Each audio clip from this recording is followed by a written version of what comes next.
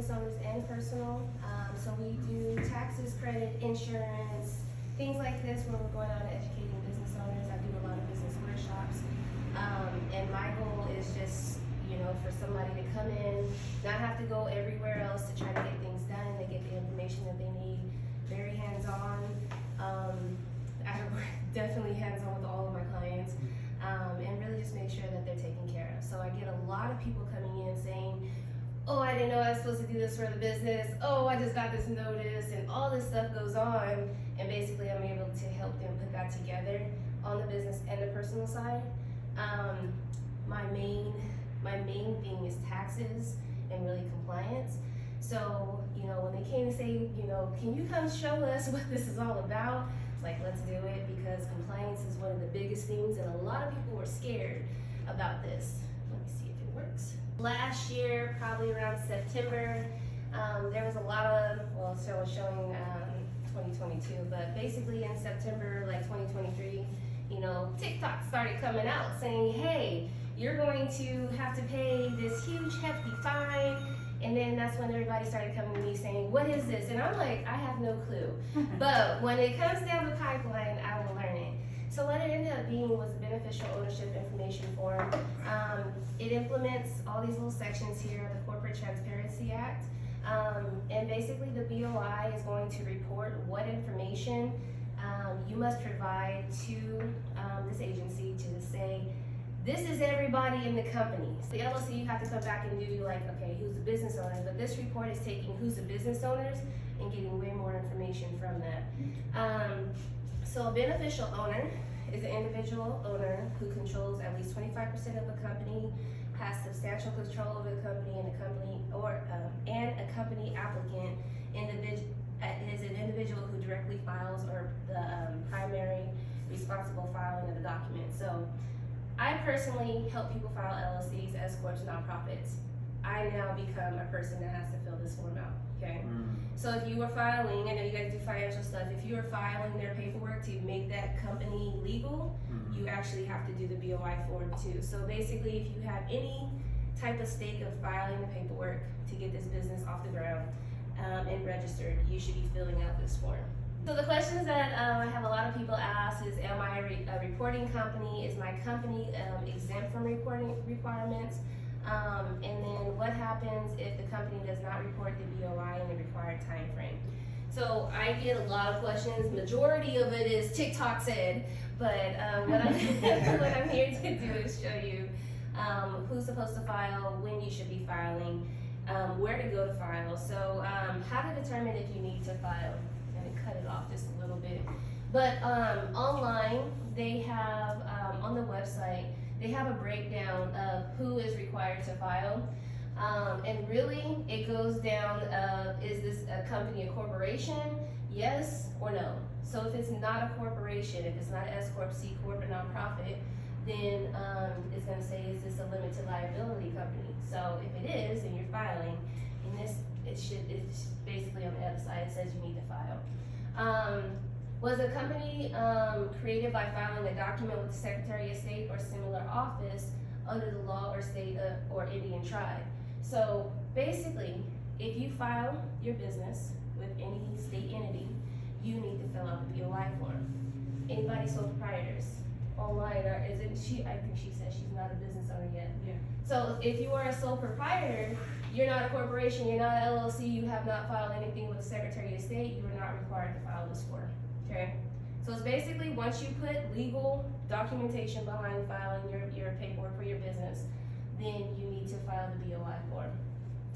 The other one is for laws of a foreign country. Has a company registered to do business in the US? Basically, once you bring your company here, that's when you should be filing this form, okay? All entity compliance. So you may have heard of all the penalties. The willful failure to report complete or updated BOI information to the FinCEN organization, or the attempt to provide false information may result in a civil or criminal penalty, including up to $500 for each day that the violation continues, or up to 2 years imprisonment, or a fine of up to $10,000. Senior officers of the entity that fails to file the reported form may be held accountable for that failure. Okay, so, you know, you can't say you didn't know, basically. You can't say you didn't know. You know you have a business, you know you're operating a business, you need to file the form. There were, I think she was talking about when do you need to file, and we'll get into that, but there was some things coming out that said that, you know, they were holding off on filing this form, but from what I've seen, they haven't stopped it completely. So who is exempt? How can you get out of this? Basically, they have a full list of exempt organizations. One of them being, so it says accounting firm. I'm thinking this is a CPA firm, so I'm not a CPA firm, but I would still have to file.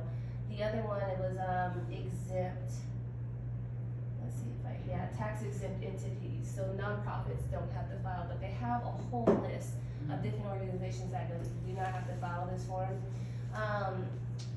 Let's see, it exempts 23 specific types of entities from reporting requirements listed below. An entity that qualifies for any of these exemptions is not required to file the BOI form with FinCEN. Insurance companies is on there. There is public utilities, government authorities, banks, credit unions. So there's a lot of little companies. You get into what is going to be reported. The information, they really lay it out for you. When you go through it, they kind of have some portions where it's like duplicate, but really all they need is your full name, the business that you're doing business as, your complete U.S. address, foreign companies, their information from the foreign company, and then each beneficial owner or company applicant. So everybody's full name, date of birth, address, the address, report the individual's residential address.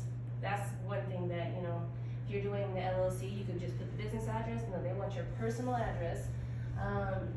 And then unique identifying number and issuing jurisdiction form. So they want either your driver's license, your passport, some type of government issued identification number. All that's not included on the LLC and the S corp stuff. So they want to know where who you are, who where you you really are, and where you really live. Right. Is there a timeline to complete this filing? Yes, there is.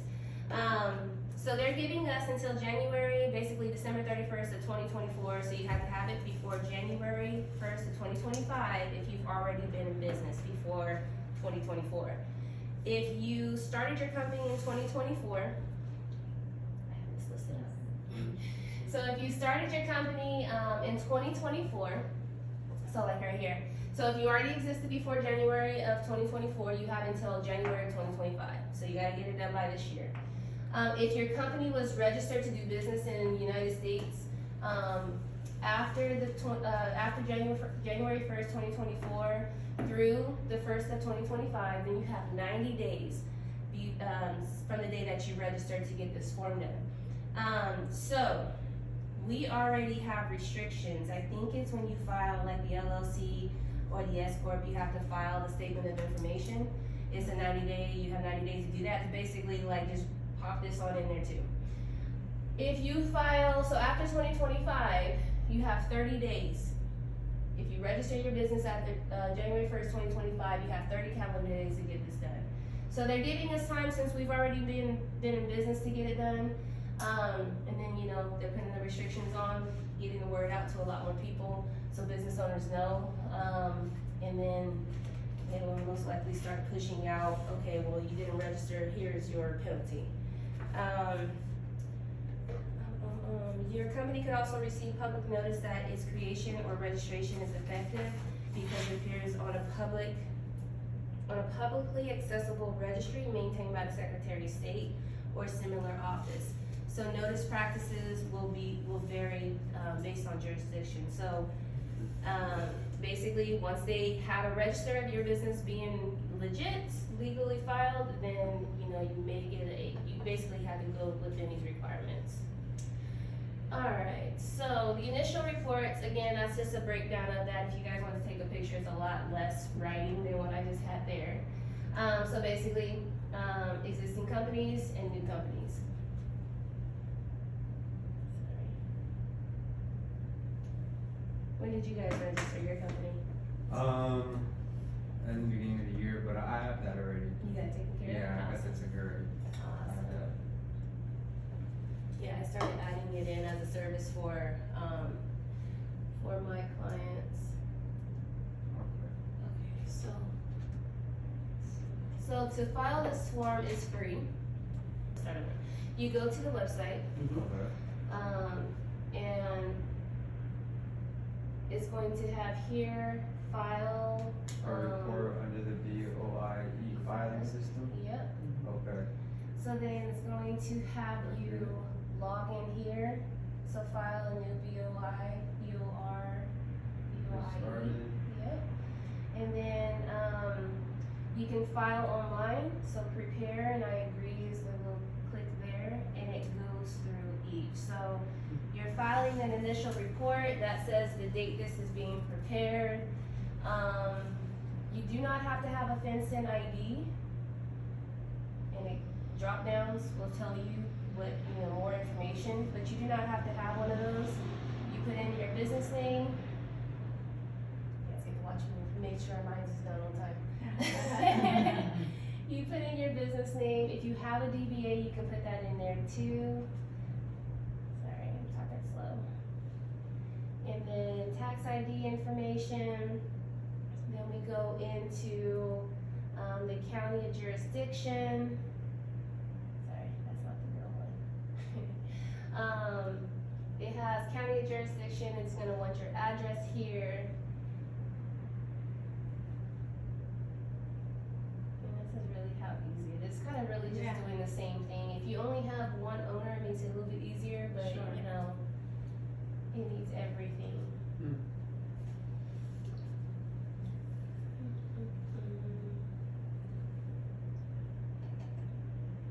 So once you have this information in, you would hit next, takes you to the next part. There's only 5. So this says existing reporting company, so we are an existing reporting company. And then, located, yeah. We do not have a FinCEN ID. Then we come in and put in the name and information of the owners. So as a company applicant. There we go. I can get through it. It's probably not gonna let me go. That's helpful to see.